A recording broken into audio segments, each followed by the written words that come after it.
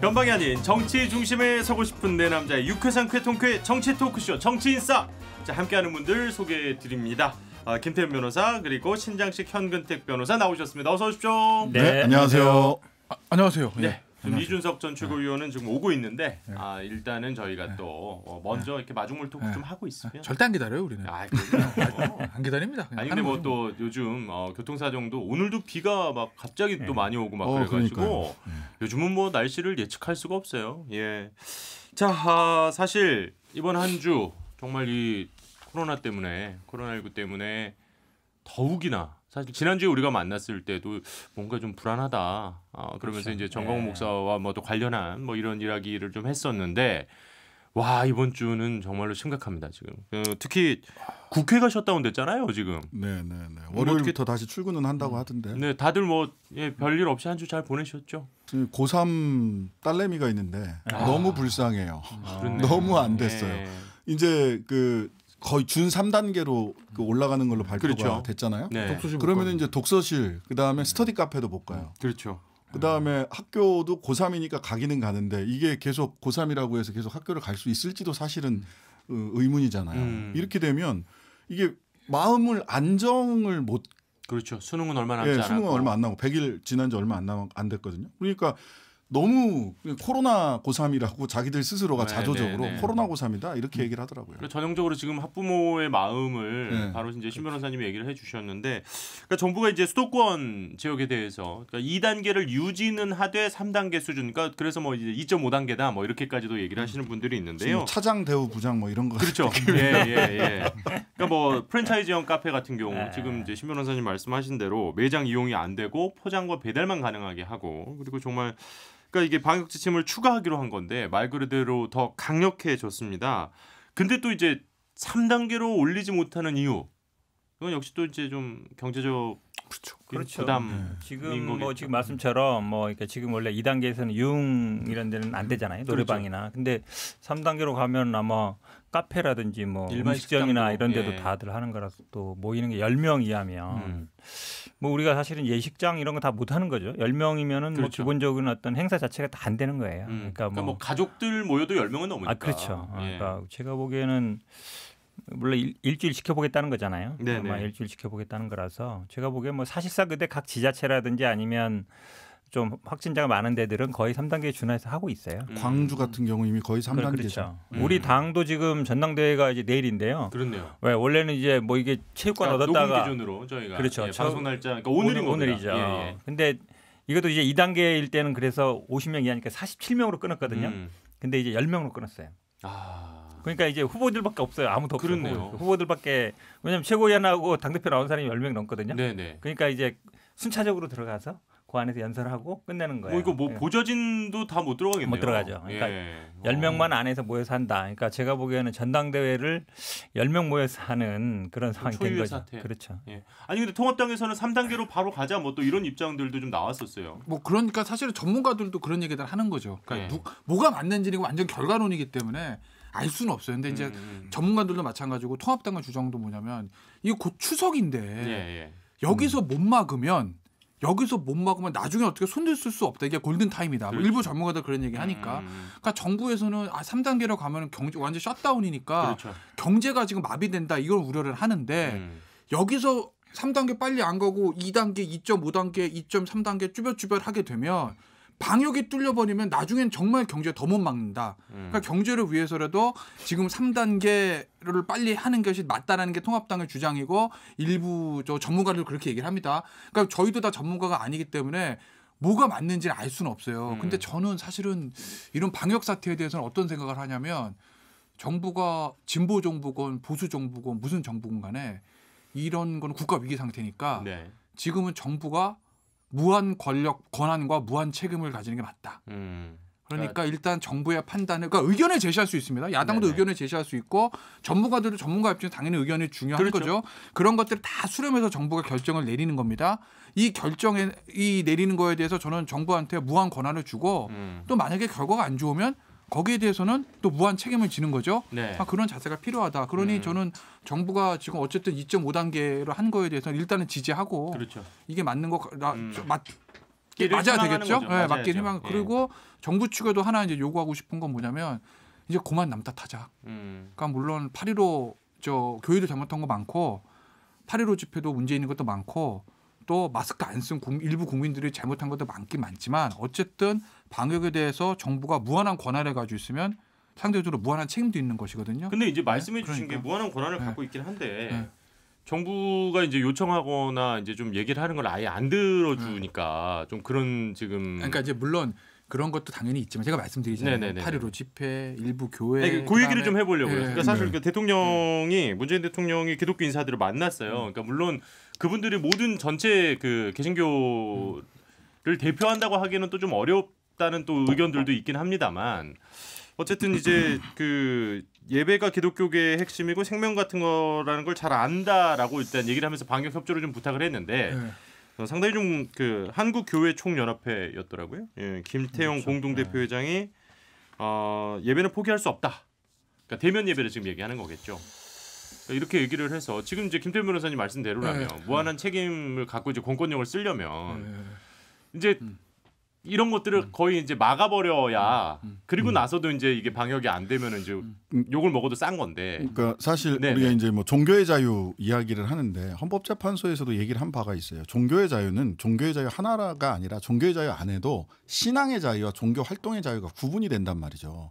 신앙의 자유는 내가 어떤 특정한 종교를 믿고 어떤 신을 믿고 하는 것은 절대적인 기본권이에요. 그거를 머릿속을 뒤집어 가지고 믿지 못하게 하거나 할 수는 없어요. 그거는 절대적으로 지켜져야 되는 기본권인데 종교 활동의 자유라고 하는 것은 활동의 방식, 즉 칼 들고 총 들고 너 와서 예배해, 너는 예배하지 마라.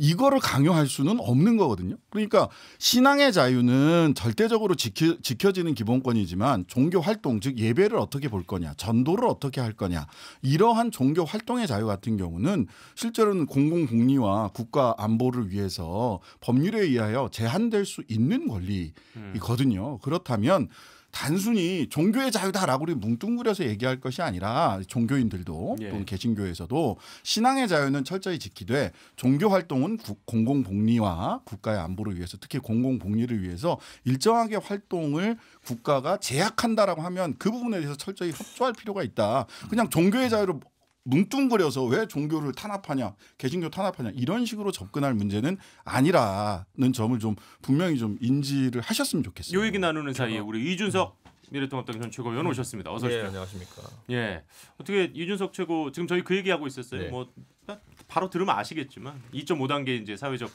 거리두기 이제 격상하면서 통합당에서는 이제 3단계가 낫지 않느냐 뭐 이제 이런 의견들도 있었다 이런 얘기 나누고 있었는데 지금 일단은 이 상황 어떻게 좀 보고 계시는지 좀 궁금합니다. 저희 집 앞에 있는 교회에서 확진자가 대거 나왔습니다. 아 그래요? 예, 상계동에 지금 확진자 수가 급격히 늘어나고 있는데 교회가 예. 매개체가 된 건 맞고 다만 그렇다면 왜 그러면은 그런 교회 같은 곳에 그분들이 이런 위험한 상황이 노출된 뒤에도 가시느냐는 한번 살펴볼 필요가 있는 것 같아요. 그러니까 우리가 일반적으로 주 6일로 그냥 주 5일로 회사 다니고 그리고 뭐 일하러 나가고 주말에는 종교 활동을 그냥 단순히 종교 활동 정도로만 생각하는 분도 있겠지만은 지역 사회에서 특히 어려운 동네 사는 분들일수록 교회가 삶과 결부된 조직인 경우가 되게 많아요. 그러니까 단순히 종교 조직으로서의 의미 또는 종교 지도자로서의 목사의 의미 이런 것보다도 아예 삶의 공동체가 되어버린 분들이 많거든요. 예. 이분들에게는 교회를 사실상 버리라 또는 이제 사실상 예배를 가지 말라 이런 거 이상으로 그걸 떼어놓으려고 하는 시도 자체가 다르게 느껴지는 건 맞는 것 같아요. 그러니까 이거는 결이 약간 다른 게 전광훈 목사가 이끄는 그런 집회나 이런 것은 정치적 신념으로 뭉친 어떤 그런 곳들이거든요. 예. 그렇지만 또 그보다 더 결속력이 강할 수 있는 것이 사실 지역에서 경제 공동체로 묶인 이제 교회들이거든요. 그래서는 이런 경우에는 사실 굉장히 좀 어렵네요. 어려운 지점이 있죠. 그러니까 제가 이렇게 굳이 말씀드리자면은 저희 동네에도 사실 어렵게 사시는 분들 중에서 교회에 사실상 구실 활동에 의지하시는 분들도 있고 그렇기 때문에 교회가 지금 사실 한 1년 정도 지금 자신들 삶에서 멀어져 가는 것을 되게 감내하기 힘들어하시는 분도 있으세요. 그러니까 저는 이거는 지금까지 우리가 그 사회의 많은 복지 영역이나 이런 것들을 종교시설이라는 것에도 위탁했었기 때문에 발생하는 일이라 보고 저는 그 사각지대를 해소하기 위해서 정부가 하는 노력도 굉장히 중요할 것이다. 근데 일단 하지만 방역에는 분명히 지금 협조를 해주셔야 되는 그런 상황 아닐까요? 대부분의 교회는 협조를 합니다. 실제로 제가 이제 봤을 때 저희 동네 확진자가 발생한 교회 같은 경우에도 거기도 뭐 대면 예배 때문이었나요? 아니면 끝나고 이제 식사 모임이나 대면 예배 활성화되고 이런 건 아니었는데, 그러니까 이게 뭐 우연의 일치인지 뭔 잘 모르겠지만은 왜냐하면 지금 샘플링 조사라는 게 그렇습니다. 예를 들어 저희 동네에 있는 교회도 신도가 몇천 명 되는데 그 중에서 어떤 개연성으로 어떤 단위를 이제 조사했더니 20명 정도 나온 것이냐. 동네 사람들은 말이 많은데 사실 그 교회는 굉장히 놀라울 정도로 저도 한 2번 정도 코로나 터진 이후에 방문한 적이 있지만은 그 목사님이 철저하시고 수칙을 지키는 정도가 아니라 거의 제가 봤을 때는 우리 지금 여기 MBC에 하고 있는 것보다 더 엄격하게 다루던 그런 교회거든요. 그러니까 저는 이게 그러니까 결국에는 그분들이 교회 내에서 아까 말했던 것처럼 뭐 예배 활동이라든지 종교 활동을 하다가 감염이 된 것인지 아니면 그와 무관하게 지역사회에 이미 감염이 만연해가지고 그중에 일정 단위를 조사했더니만은 그 교회 신도였을 뭐 20명 정도가 나온 것인지 아니면 그 교회가 아까 말했던 것처럼 지역에서는 경제 공동체이기 때문에 교회 문을 닫아놔도 밖에 나가서 그분들끼리 뭐 식사를 한다든지 이런 교류가 잦은 것인지 이런 것들은 좀 따져볼 필요가 있습니다. 저는 약간 논점을 흐린다고 봐요. 왜냐하면 지금 어쨌든 통계상 보면 집단 감염의 한 50% 정도는 교회에서 발생하고 있어요. 저희도 제가 있는 이제 용인도 보면 특정 교회에서 한 200분 정도. 근데 이분들이 보면 이제 성가대 활동하시는 분들이 주가 됐던 것 같아요. 말씀처럼 교회 활동이 뭐 경제적인 공동체 이런 것도 있지만요. 그러니까 어찌 보면 이제 보통 끝나면 이제 밥 먹고 그다음에 또 구역별로 예배하고 소모임을 계속 한단 말이죠. 그러니까 신방이라 그래서 집에서 모여가지고 집에서도 모여서 하고 이런 활동들을 어찌 보면 그러니까 교회가 그동안 한국 교회가 계속 이런 식으로 이제 활동을 해온 거예요. 근데 이제 그런 방식이 결국은 가장 이 바이러스를 전파하기엔 가장 좋은 구조라는 게 된 거죠. 근데 저는 뭐 지금 얘기처럼 따져봐야 된다? 그건 좀 아닌 것 같아요. 지금은 어쨌든 그러니까 물론 저는 뭐 기독교인은 아닙니다만 온라인 예배를 하는 데도 많거든요. 그다음에 성당이라든지 절 같은 경우는 이미 이제 온라인으로 많이 하고 있고 그러면 저는 꼭 이렇게 우리는 현장 예배 아니면 안 된다. 그건 좀 이해하기 좀 힘들어요. 제가 아까 그 얘기했던 이유는 아까 제가 여러 가지 관점을 얘기했던 거는 당장 현장 예배를 그럼 차단하면은 어떤 교회라는 어떤 우리 지역사회에 굉장히 강하게 결부되어 있는 조직에 의한 어떤 전파를 무조건 막을 수 있는 거냐. 아까 얘기했듯이 제가 봤을 때 제가 봤던 그 교회는 굉장히 예배당 내에서의 방역은 철저하다시피 할 정도였거든요. 만약에 그런 정도의 상황에서 저는 감염의 매개체가 교회 예배라고 한다면은 저는 솔직히 지하철이 더 위험해 보입니다. 지금 상황에서는. 그러니까 제가 이게 자꾸 물타기라 그럴 것이 아니라 저는 원인을 제대로 봐야 돼요. 이거는. 그러니까 원인은 천천히 찾자고요. 찾아야죠. 근본적인 원인도 찾았고 사회 구조적인 문제까지 말씀하셨는데 찾아야 된다고 생각하고요. 실은 그래요. 정부가 다 잘한다라고 생각하는 국민, 100% 정부가 다 잘하고 있다 이렇게 생각하는 국민이 몇이나 되겠습니까? 하지만 이건 좀 답답한데 이건 좀 너무 불균형한 거 아니야? 이런 생각이 있지만 나와 내 이웃들이 혹시라도 나 때문에 감염이 될까 봐 그거를 걱정해서 지난 주말도 이번 주말도 집에 콕 틀어박혀 있는 사람들이 국민들의 대부분이라는 거죠. 그게 바로 저는 이웃에 대한 예의라고 생각을 합니다. 그리고 내가 나로 인해서 또는 나와 연관된 어떤 모임으로 인해서 이게 확산이 됐다면 그 모임을 일단 중단하고 근신하는 것부터 시작하는 게 염치라고 생각을 해요. 그 예의와 염치를 서로가 다 가져야 된다라고 지금 생각을 합니다. 휴전해야죠. 뭐가 됐든 지금 휴전하고 일단 집콕들 하셔야 되는 이번 주말에는 그래야 되는 시기가 아닌가 싶어요. 그러니까 뭐 일단은 양쪽 다 두 의견 모두 일단 할 수 있는 건 좀 다 해봐야 되는데, 그러니까 무엇이 과연 이제 근원적 원인인가 또 찾아보는 얘기도 의미가 분명히 있고요. 그리고 정말 지금은 다른 게 아니라 할 수 있는 건 정말 다 해야 됩니다. 정말 그런 시기가 아닌가라는 생각이 좀 들고요.